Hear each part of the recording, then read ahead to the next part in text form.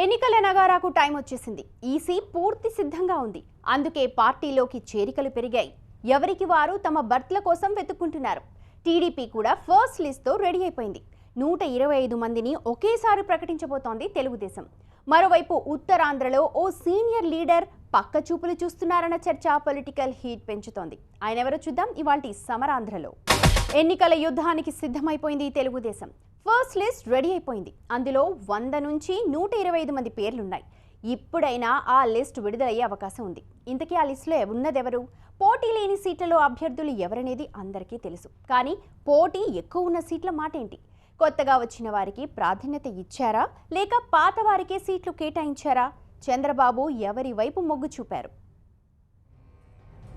ఏపీలో రాజకీయ యుద్ధం ఓ రేంజ్లో నడుస్తోంది. డేటా చోరీ వివాదం పెద్ద దుమారమే రేపుతోంది. రాజకీయంగా విమర్శలు, ఆరోపణలు ఎన్ని ఉన్నా ఎన్నికలకు అస్త్రశస్త్రాలన్నింటినీ సిద్ధం చేస్తున్నారు టీడీపీ అధినేత చంద్రబాబు. తన ఎన్నికల టీంను ఫైనల్ చేయడానికి పెద్ద కసరత్తే చేశారు ఈయన. పార్లమెంటు నియోజకవర్గాల వారీగా సమీక్షలు చేశారు చంద్రబాబు. ఎంపీతో పాటు ఎమ్మెల్యేల అభ్యర్థులను ఒకేసారి ఖరారు చేయడానికి ప్రయత్నించారు. 100 విజయవాడ పార్లమెంటు స్థానాల నుంచి సమీక్షలు మొదలుపెట్టారు. మొత్తం 25 పార్లమెంటు నియోజకవర్గాలు, 13 జిల్లాల పరిధిలోని 175 అసెంబ్లీ సీట్లపై సమీక్షలను పూర్తి చేశారు. అభ్యర్థుల బలాబలాలు, జనం మద్దతు ఆధారంగా లిస్టు ఫైనల్ చేసింది టీడీపీ. పార్టీ చేయించిన సర్వేలు, సమన్వయ కమిటీ రిపోర్టులు, సమీక్ష సమావేశాల్లో వచ్చిన అభిప్రాయాల ఆధారంగా అభ్యర్థులతో 1-to-1 మాట్లాడారు చంద్రబాబు. ఎవరి బలమేంటో, బలహీనతలు ఏంటన్న వివరాలు వారి ముందే పెట్టి మాట్లాడారు. వాటి ఆధారంగానే చాలా చోట్ల అభ్యర్థులను ఫైనల్ చేశారు చంద్రబాబు. వాళ్లను క్షేత్రస్థాయిలో పని మొదలుపెట్టాలని ఆదేశించారు. మరోవైపు అభ్యర్థులు ఖరారైన తర్వాత అసంతృప్తి వ్యక్తం కాకుండా ముందు జాగ్రత్తలు తీసుకున్నారు. పోటీ ఎక్కువగా ఉన్న చోట్ల అసంతృప్తి వ్యక్తం చేస్తారనుకున్న నేతలను పిలిచి మరీ మాట్లాడారు. పలానా వారికి ఇస్తున్నామని, కలిసి పని చేయాలని తేల్చి చెప్పారు. భవిష్యత్తులో ఖచ్చితంగా అవకాశం ఇస్తామని భరోసా ఇచ్చారు. మళ్లీ ఒక చరిత్ర సృష్టించాల్సిన అవసరం ఉంది. తెలుగుదేశం పార్టీ ఎమ్మెల్యేలు రావాలి. ఎవరైనా ఒక్క ఓటు కూడా వైఎస్ఆర్ కాంగ్రెస్ పార్టీకి వేస్తే దానివల్ల ఒరిగేదేమీ లేదు. ఆ ఓటు మురిగిపోతుంది. ఎలాంటి ఎమ్మెల్యేలంటే వీళ్ళు అసెంబ్లీకి రారు, జీతాలు మాత్రం తీసుకుంటారు. ఇప్పుడు 5 సంవత్సరాలు కష్టపడ్డాం, బాగా చదివాం. ఇప్పుడు పరీక్షలు రాయాలి. మళ్ళా మంచి అభ్యర్థులు ఎంపిక చేసుకొని పరీక్షలు రాసి, మొన్నైతే ఫస్ట్ క్లాస్లో పాస్ అయ్యాం, కానీ ఈసారి డిస్టింక్షన్లో పాస్ కావాలి. అన్ని సీట్లు మనకే రావాలి. మీ పరిధిలో ఉండే అన్ని సీట్లు గెలిపిస్తామని గట్టిగా మనస్ఫూర్తిగా. ఇక పోటీ మరీ ఎక్కువగా ఉండి ఎటు తేల్చుకోలేకపోతున్న సీట్లను పెండింగ్ లో పెట్టారు.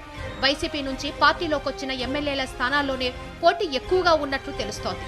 ప్రస్తుతానికి 100 నుంచి 125 అసెంబ్లీ సీట్లలో అభ్యర్థులు ఫైనల్ అయిపోయారని సమాచారం.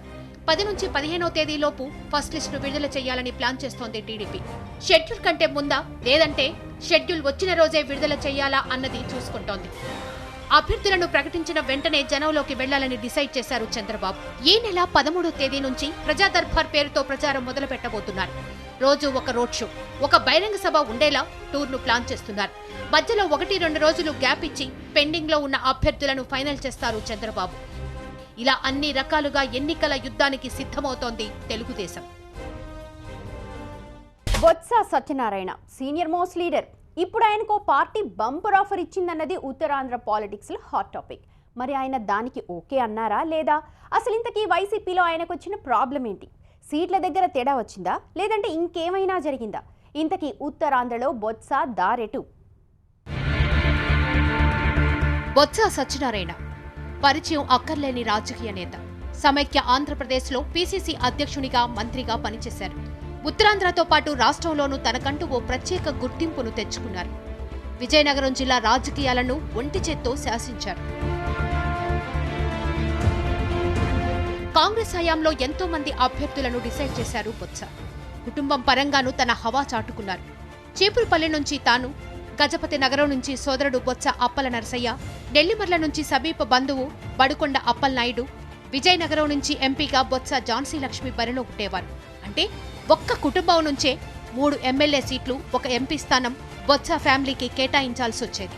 జెడ్పీ చైర్మన్తో పాటు జిల్లాలో కీలక పదవులన్నీ ఆయన అనుచరులకే దక్కాయి. విభజన రాజకీయాలతో కాంగ్రెస్ అడ్రస్ లేకుండా పోయింది. దీంతో బొత్స వైసీపీలో చేరారు. అప్పట్నుంచి కేంద్ర కార్యాలయం నుంచే రాజకీయం చేస్తూ వచ్చారు.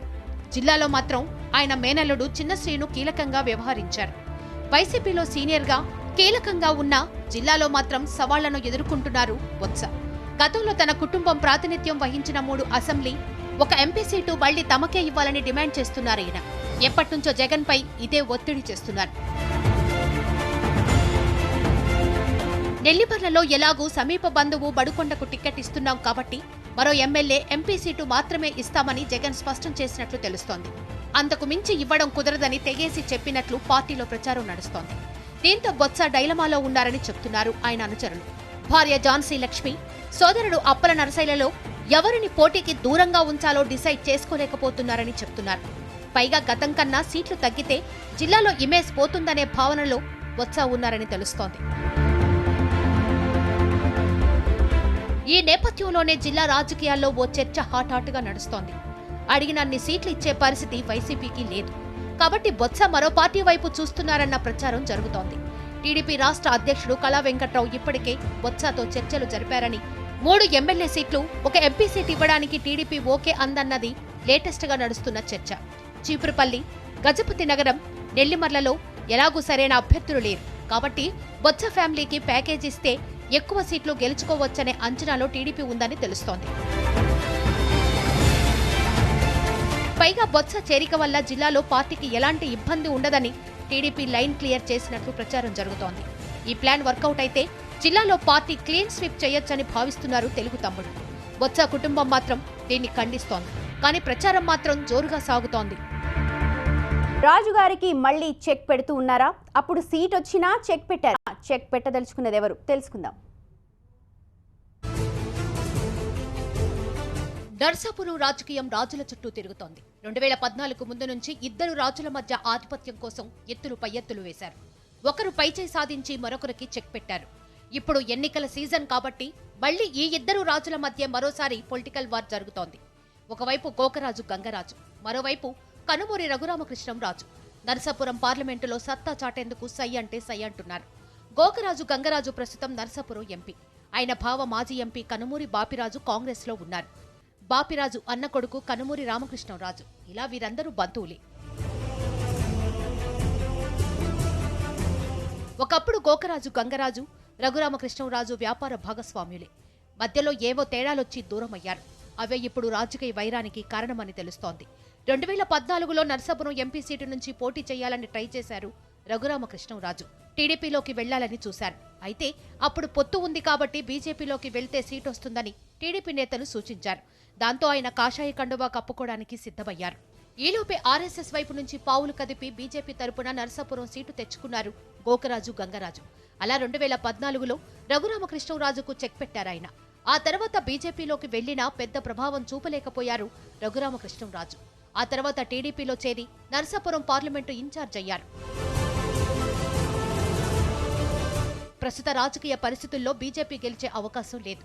ఈ నేపథ్యంలోనే తన కొడుకు రంగరాజును వైసీపీలోకి పంపిద్దామని చూశారు గోకరాజు గంగరాజు. టీడీపీలో సీటు కన్ఫర్మ్ కాని పరిస్థితుల్లో గంగరాజు ప్లాన్ పసిగట్టిన రఘురామకృష్ణంరాజు ముందే వైసీపీలోకి వెళ్లారన్న చర్చ నడుస్తోంది. దీంతో మళ్లీ ఈయనకు చెక్ పెట్టాలని పావులు కదుపుతున్నారు గోకరాజు గంగరాజు. గోకరాజు తన సోదరుడు రామరాజును టీడీపీలోకి పంపించాలని చూస్తున్నారన్నది లేటెస్ట్ ప్రచారం. ప్రస్తుతం బలమైన అభ్యర్థి కోసం టీడీపీ చూస్తోంది కాబట్టి రామరాజుకు ఖచ్చితంగా సీట్ వస్తుందని భావిస్తున్నారు గంగరాజు. గతంలో రామరాజు జిల్లా కాంగ్రెస్ అధ్యక్షునిగా పనిచేశాడు. ఆ అనుభవం కూడా ఇప్పుడు కలిసొస్తుందన్న అంచనాల్లో ఉన్నారు గంగరాజు. 2014లో మాదిరిగానే ఈసారి రఘురామకృష్ణరాజుకు చెక్ పెట్టాలని చూస్తున్నారు గోకరాజు గంగరాజు. గతంలో సీటు రాకుండా అడ్డుకుంటే ఈసారి బరిలోకి తీసుకొచ్చి ఓడించాలనే ప్లాన్లో ఉన్నారు. ఇలా రాజుల మధ్య నడుస్తున్న ఈ రాజకీయ యుద్ధంలో ఈసారి ఎవరు పైచేయి సాధిస్తారన్నది ఆసక్తి రేపుతోంది.